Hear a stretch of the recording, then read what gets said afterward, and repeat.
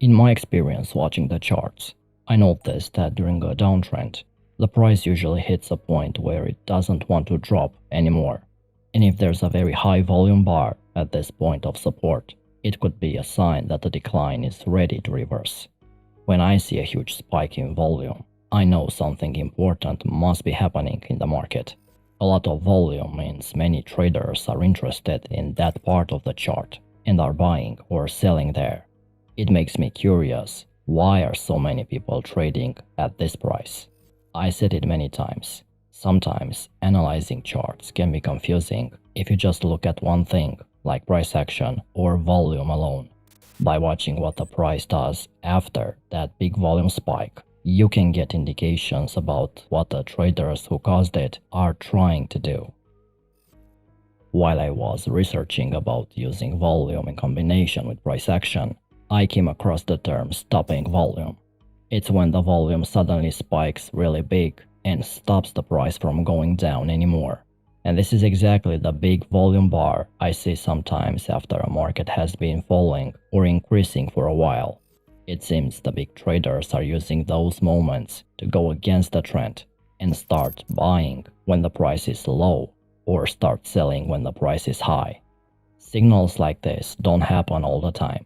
There's lots of ways people combine volume and price action, but focusing on extreme volume spikes seems to give one of the best signals. When one of those very high volume bars show up, it changes everything. The price either levels out instead of keep falling, or it even starts trending the other way. This can be explained by the fact that smart money saw a chance to buy from everyone who was selling in a panic. And watching for signals like this will help you to recognize when smart money are getting into or out of a market.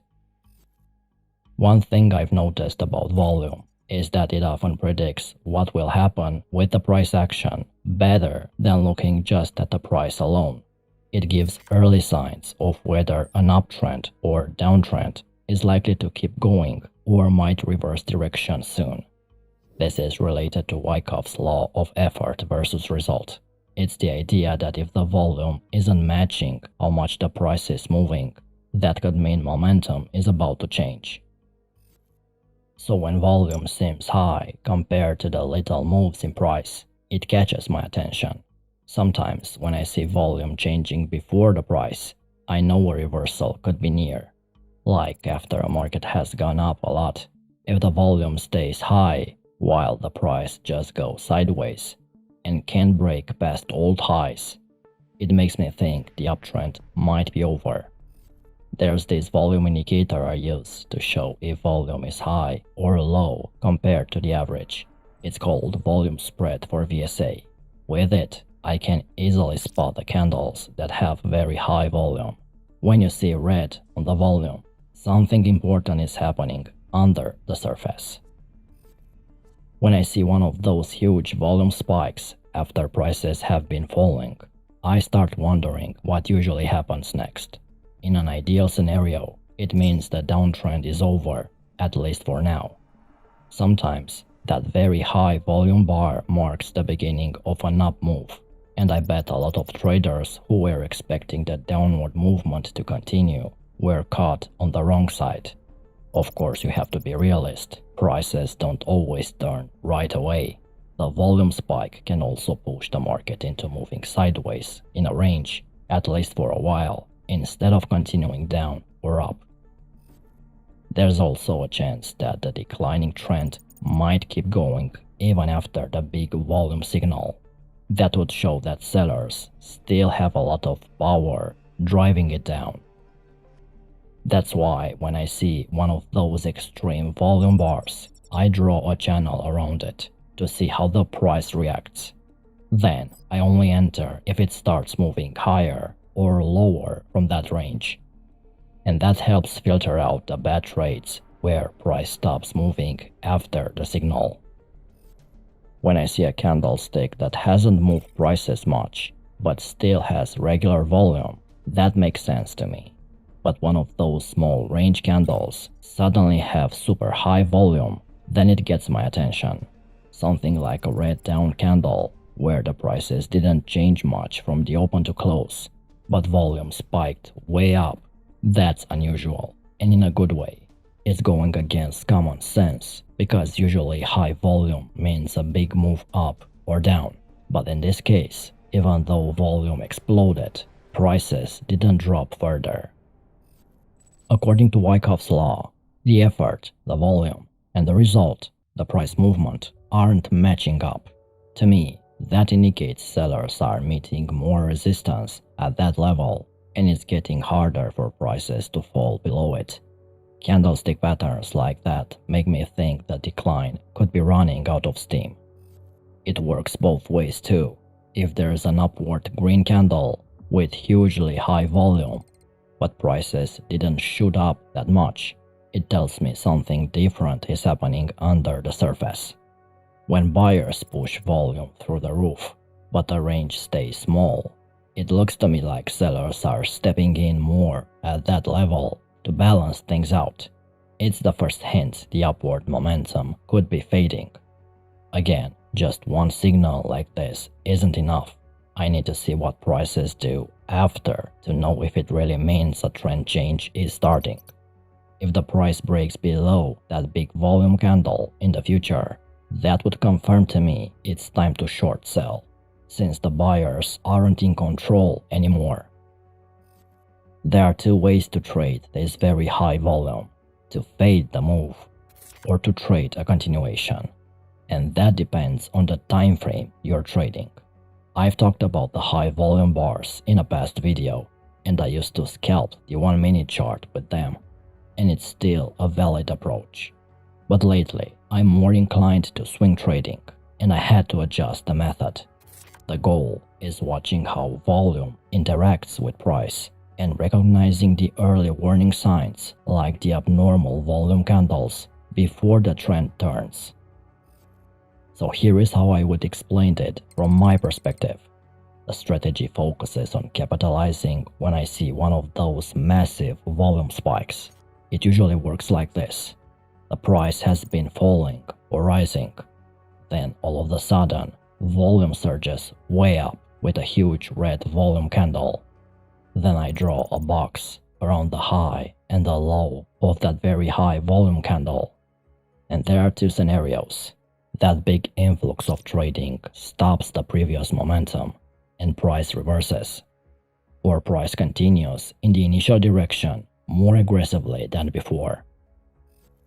If I see prices bounce off that volume candle and cross back into the box and breaks on the other side, that's my signal to jump in with a buy order. The stop loss goes below the bottom of the volume candle box to protect myself in case price reverses. And the first target is to take profits when I've made at least twice what I've risked. Sometimes these volume signals launch bigger moves, so there's potential for more gains too. So the first strategy is about fading the move that just happened on the chart, using the volume spike as my guide. The second strategy is a continuation of that move. If I see that price continues in the initial trend direction, that's my signal to jump in with a sell order once price returns to the box. I usually don't sell right after the breakout, although it's a valid aggressive strategy. I usually wait for a retest of the box. My stop loss goes above it, and the same first target, at least twice what I've risked.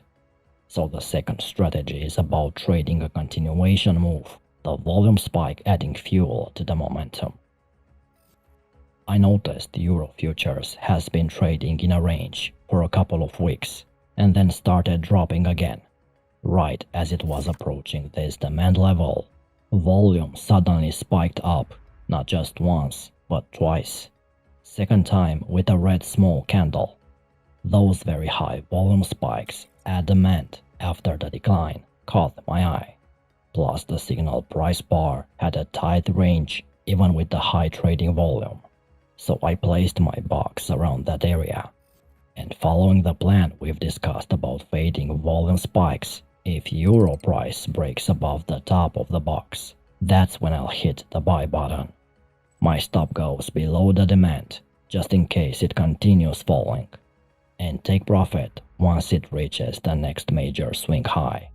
This was the daily time frame, so the strategy is perfect if you have limited time for trading. If you are day trading, there will be tons of huge volume bars, but don't try trading each one. Focus on volume spikes that really stand out, especially near supply and demand levels. Like this one, we had an up move, then volume exploded on a small red candle at the high. If it breaks below the low of our box, a sell trade with a tight stop targeting this low looks pretty good. Here I noticed another potential setup forming. It looks like a double bottom with an ultra high volume bar on this candle. So if it breaks above the top of that candle after the volume surge, I'll take the long entry, stop loss under the most recent swing low, and I'll aim to cash out when it hits the next major high point. That should offer a very good profit target. In this example, I noticed a huge spike in volume with a big green candle. Since the price range was also large from the open to close, it wasn't displaying the effort versus result imbalance we looked for in the previous examples. With high volume matching a strong move up, my impression was this likely signals a continuation of the trend rather than reversal potential. And that's our second approach. We are trading continuation moves after high volume spikes. I placed my channel around the signal candle, hoping for an upward breakout. As I initially thought, price consolidated just above the channel I've made. So while this volume spike wasn't an optimal stopping volume setup, observing it helped reinforce the previous bullish momentum. And as a side note, in case price broke lower, we could have taken a short trade at the retest of the box. Here's another trend continuation signal. Prices have been declining and volume spiked on a big candle. With high volume matching the strong down move, this likely signals a continuation of the trend. So we placed the channel around the high volume candle. Since the move down wasn't reversed after the volume spike, this indeed signaled a continuation of the downtrend. If prices will retest the bottom of the box after the initial breakout, a short trade could be taken aiming for the next swing low. Another trend continuation signal, an upward move, was underway when volume exploded on a big green candle. They suggested buyers were actively testing that resistance or supply level, indicating continued buying momentum. A long trade could be taken after a breakout above the box, with a stop below and a profit target at the next swing high. Another signal, a large green candle appeared with matching high trading volume. Since effort matched the result, signaling a strong move, this pointed to further uptrend continuation rather than reversal. So we're watching for an upward breakout, and we're betting that the existing bullish momentum will continue, aiming to ride the trend higher. Of course, alternatively, a short could be taken on a retest of the box if price reversed this direction. You just have to be flexible and adaptable. Now, the market can be noisy, so focusing on times when trading activity is the highest helps reduce false signals from the quiet periods. Signals seem most reliable for me during key session overlaps, like the London to the New York one. Signals formed when volume is normally low, like overnight, haven't worked as well from what I've seen. And for stocks, the first 30 minutes after the open can be choppy. In this case, it helps to wait for volatility to settle before entering, since that opening surge of volume can often be misleading. And most importantly, look for spikes near evident levels of supply and demand, Fibonacci levels, VWAP, or moving averages. These areas have the cleanest signals.